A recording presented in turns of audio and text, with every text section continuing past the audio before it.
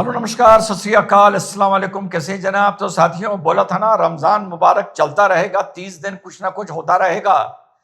क्योंकि रमजान मुबारक एक ऐसा वक्त आता है जहां हम भाई लोग अक्सर सवाब कमाने के चक्कर में या शहीद होना चाहते हैं या शहीद करना चाहते हैं। भाई दोनों में सवाब मिलता है, क्योंकि जिसको शहीद कर रहे हैं हम मान के चलते हैं कि हम किसी गुनहगार को, किसी काफिर को, किसी मुनाफिक को शहीद कर रहे हैं, और जो शहीद हो रहा होता है वो ये मानता है एक गुनहगार, एक काफिर, एक मुनाफिक मुझे शहीद कर रहा है। ये बहुत बड़ा कंफ्यूजन है। ये बाद में जब हश्र का दिन आएगा तो पता चलेगा कि कौन मुनाफिक था, कौन सच्चा मुसलमान था। तो वो सिलसिला साथियों खत्म होने का माशाअल्लाह नाम नहीं ले रहा है। और ये कश्मीर, कश्मीर से लेकर पाकिस्तान, पाकिस्तान से लेकर अफगानिस्तान, अफगानिस्तान से लेकर सीरिया तक हर जगह माशाअल्लाह ये मचा हुआ है। तो पहले बात करते हैं अपने कश्मीर की। किश्तवाड़ में बहुत जबरदस्त इनकाउंटर चला है जिसमें 3 झुलसा दिए गए, 3 अल्लाह को प्यारे हो गए रमजान के दिन, जिसमें एक सैफुल्लाह का नाम भी आ रहा है जो 10 लाख का इनामी आतंकी था और जैश के लिए ये काम करता था, और जैश के लिए भी कश्मीर के रिमोट एरियाज में ये रिक्रूटमेंट करता था। तो माशाल्लाह उसने जो दिन चुना या वक्त चुना वो उसने रमजान का चुना, और रमजान के दिन उसको जब घेराबंदी हुई है तो 2-3 घंटे इस पर इनकाउंटर चला है। तो ये तो किस्सा हो गया कश्मीर के रमजान मुबारक का। पाकिस्तान का रमजान मुबारक, अब पाकिस्तान का रमजान मुबारक आप लोगों को पता है कि इस्लामाबाद को लेके, बजौर को लेके, बनू को लेकर, जो मैंने आपको उस दिन बताया था कि एक अंकल आए थे मोटरसाइकिल, पुलिस थाने के सामने खड़ी करके चले गए थे, जिसमें 4-5 लोग रमजान के दिन, चांद रात के दिन माशाल्लाह हलाक हुए थे। फिर एक बजौर में एक सुसाइड अटैक हुआ था, वो गाड़ी लेके मुस्लिम वो एक पुलिस फौज की पिकेट में घुस गया था, जिसमें 16-17 माशाल्लाह फौजी हलाक हुए थे। अच्छा, कल एक खैबर पख्तूनख्वा में माशाल्लाह रमजान मुबारक के दिन एक लेफ्टिनेंट कर्नल भी पाकिस्तान आर्मी का हलाक करा गया है एक अटैक में। तो इसका बदला लेने के लिए अब ये देखो क्या बोलते हैं, करा भारत रहा है। सुनिएगा मजेदार बात, या तो ये झूठ बोलते हैं या इनकी हमसे फटती है। कर के बोलते हैं करा भारत रहा है, यही बोलते हैं ना, और आतंकियों पे अटैक करना होता है तो अफगानिस्तान पे कर देते हैं। अरे भाई, अगर हम करा रहे हैं तो हमारे ऊपर करो ना, तुमने अगर मां का दूध पिया है तो साहब कल एक बार फिर से माशाल्लाह रमजान मुबारक के दिन पाकिस्तान एयरफोर्स ने 7 जगह अफगानिस्तान की एयर स्पेस को वायलेट करते हुए उन पर एयर अटैक किया है, जिसमें जानकारी ये मिल रही है लगभग 50 से 70 लोगों के हलाक होने की खबर है। पाकिस्तान बता रहा है कि वो 50 से 70 आतंकी हलाक हुए हैं। अफगानिस्तान बता रहा है कि वहां पे महिलाएं और बच्चे हलाक हुए हैं। अब अफगानिस्तान ने भी सऊदीया से, कतर से, तुर्की से जो इनका आपस में समझौता करवा रहा था, इनका माने तहरीक तालिबान या पाकिस्तान को, उनसे कह दिया है कि अब हम भी अपने तरीके से इस पर रिटेलिएट करेंगे। फितना इल खवारिजी जो मैंने आपको बताया था, तो ये पुरानी 1400 साल पुरानी मान्यता से चीज जाके जुड़ती है। तो पाकिस्तान ने टीटीपी के आतंक को फितना इल खवारिजिया का नाम दे रखा है। तो उन्होंने यहां पर साथियों एयर स्ट्राइक करा है। भारत ने इसकी बड़ी घोर निंदा करी है। भारत ने कहा है कि भैया रमजान का वक्त था और आपने इस तरीके से एयर स्ट्राइक करा। आपको रमजान में, जायसवाल साहब का बयान आया है, स्टेटमेंट, आपको इसमें रुकना चाहिए था, आपको सब्र करना चाहिए था। अब जायसवाल साहब को ये नहीं पता है जो मुझे पता है, मैं आप लोगों को बता रहा हूं कि रमजान के दिन ही तो, इसी महीने में तो माशाल्लाह मरने और मारने का सब्र थोड़ा कम हो जाता है। बाकी 11 महीने तो फिर भी रहता है, पर इस पीरियड में कम हो जाता है, क्योंकि यहां पर जन्नत जाने की माशाल्लाह चांसेस, हूरों की चांसेस आदमी की ज्यादा हो जाती है। तो ये हो गया है अफगानिस्तान में और आपके पाकिस्तान को लेके। अब आगे रमजान मुबारक बढ़ते बढ़ते सीरिया तक पहुंच गया है। सीरिया में आपको पता है अब नया आतंकी इनका हेड ऑफ द स्टेट बन गया था। उसने कहा हम पूरे सीरिया को एक धारा में जोड़ेंगे। अब सीरिया का कुछ हिस्सा कुर्द्स के पास भी था, वो भी माशाल्लाह मुसलमान है।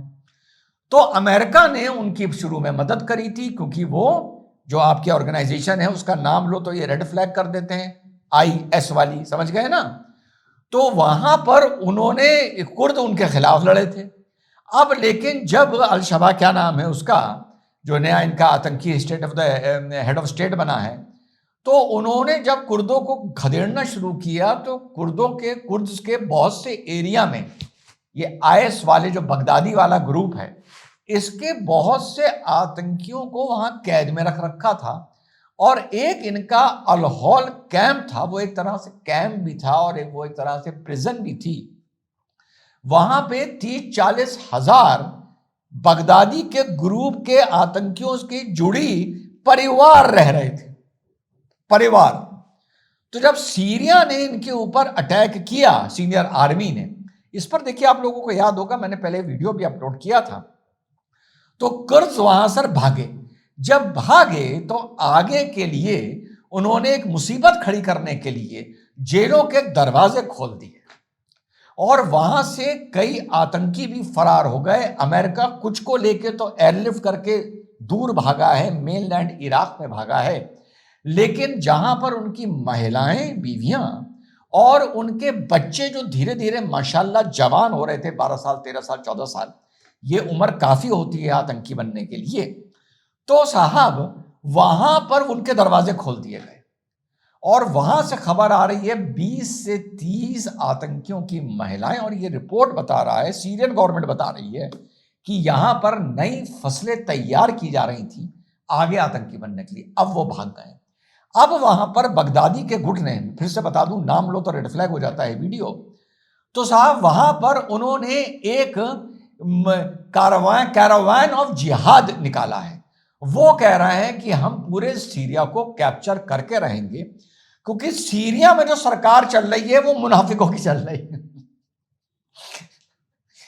सीरिया में जो सरकार चल रही है वो मुनाफिकों की चल रही है, ये उनके शब्द हैं। और सीरिया कह रहा है कि ये जो बगदादी वाले हैं ये मुनाफिक हैं, और सीरिया कह रहा है कुर्द भी मुनाफिक हैं, और कुर्द कह रहे हैं सीरियन मुनाफिक हैं। तो बहुत, और इधर टीटीपी कह रहा है पाकिस्तानी वाले मुनाफिक हैं, और पाकिस्तानी कह रहे हैं टीटीपी वाले मुनाफिक हैं। और जो माशाल्लाह रमजान में लश्कर के 3 माशाल्लाह झुलसाए गए हैं, वो कह रहे हैं हमें जो भारतीय सेना मार रही है वो मुनाफिक है। और भारतीय सेना कह रही है कि तुम देश के दुश्मन हो, तो हमारी नजर में तुम मुनाफिक हो। तो भाई बहुत कंफ्यूजन मचा हुआ है रमजान मुबारक के दिन कि कौन जन्नत जाएगा और कौन नहीं जाएगा। मुझे तो इंतजार है हश्र का, द डे ऑफ जजमेंट का, उस दिन फाइनल होगा कि ये माजरा आखिर था क्या।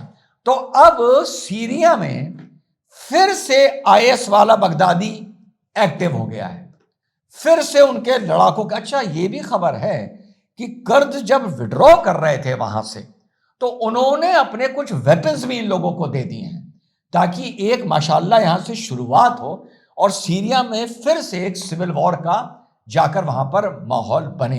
अच्छा, ताज्जुब की बात देखिए अमेरिका एंड ऑल की, ये कितने अच्छे और भोले लोग हैं कि उस टाइम पर जब इन्होंने बगदादी गुट को निस्ते नाबूद किया था और वहां पर सीरिया और इराक की फोर्सेस ने इनके आतंकियों को पकड़ा था, अबे उनको इन्होंने जेलों में रख रखा था, उनके बीवी बच्चों को जेलों में रख रखा था। ये कितने नादान, कितने भोले, कितने सी टाइप के लोग हैं भाई। क्या ऐसे लोगों को जेलों में रखा जाता है और या उनको ऊपर अल्लाह ताला को प्यारा कर दिया जाता है, क्योंकि उनका मकसद ही प्यारा होना होता है अल्लाह ताला को।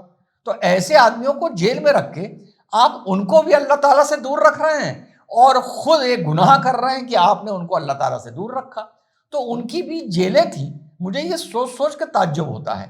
तो कुल मिला के मेरे भाई, रमजान मुबारक के 4-5 दिन बीते हैं और अभी 25 दिन माशाल्लाह बचे हैं। मुझे यकीन है कि इस दौर में धुआं धुआं होता रहेगा।